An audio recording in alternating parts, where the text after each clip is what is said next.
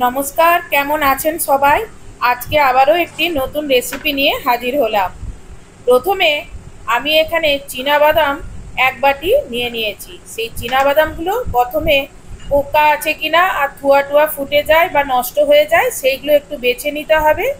তারপর এগুলোকে জল দিয়ে ভালো করে ধুয়ে নিতে হবে। এই দেখুন আমি কীরকম করে জল দিয়ে ধুয়ে নিলাম। এবার এইগুলোর জন্য একটা ব্যাটার তৈরি করতে হবে। তার জন্য প্রথমে হাফ বাটি মতন নিতে হবে বেসন, আর দিতে হবে 2 চামচ চালের গুঁড়ো, আর হাফ চামচ জিরে গুঁড়ো, হাফ চামচ ধনে গুঁড়ো, হাফ চামচ লঙ্কার গুঁড়ো, স্বাদ মতন লবণ দেবেন, হাফ চামচ আমচুর গুঁড়ো, ধুয়ে রাখা পিনাটগুলো এবারে এর মধ্যে ঢেলে দেব। আর দেব লেবুর রস, একটা পুরো লেবুর রস না দিয়ে হাফ লেবুর রস দিয়ে দিলাম। দিয়ে এবারে এগুলো ভালো করে মশলা আর এই চীনাবাদাম ভালো করে মিশিয়ে নেব। এবার এর মধ্যে অল্প অল্প জল দিয়ে এই মশলার সঙ্গে চীনাবাদামটা ভালো করে কোট করে নেব, যেন চীনাবাদামের গায়ে মশলাগুলো ভালো করে কোট হয়। সেই জন্য খুব অল্প অল্প করে জল দিয়ে এগুলোকে মাখতে হবে। আমি হলুদটা ভুলে গেছিলাম, আমি এই হলুদটা দিয়ে দিলাম। দিয়ে এবারে এগুলো ভালো করে এইরকম দেখুন ঝরঝরে করে কোট করে নিতে হবে। আমি পরে আরেকটু চালের গুঁড়ো দিয়ে দিয়েছিলাম, যার জন্য এত সুন্দর ড্রাই হয়ে গেছে।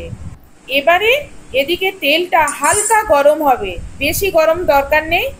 এবারে এর মধ্যে একে একে ওখান থেকে ওই চীনাবাদামগুলো তুলে আর এই তেলের মধ্যে ছেড়ে দেব।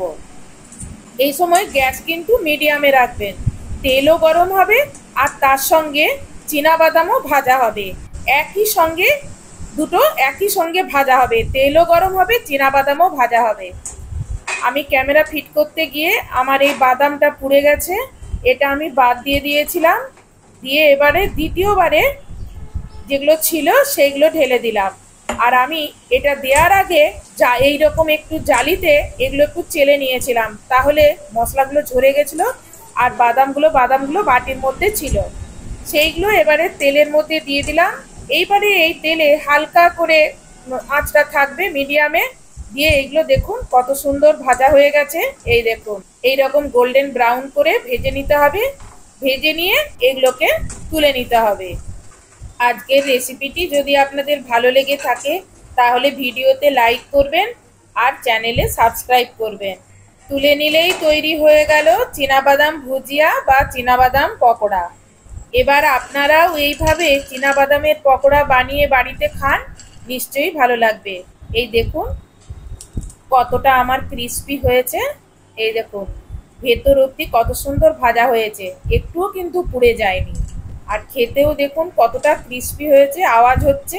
আজকের ভিডিওটি সম্পূর্ণ দেখার জন্য অসংখ্য ধন্যবাদ।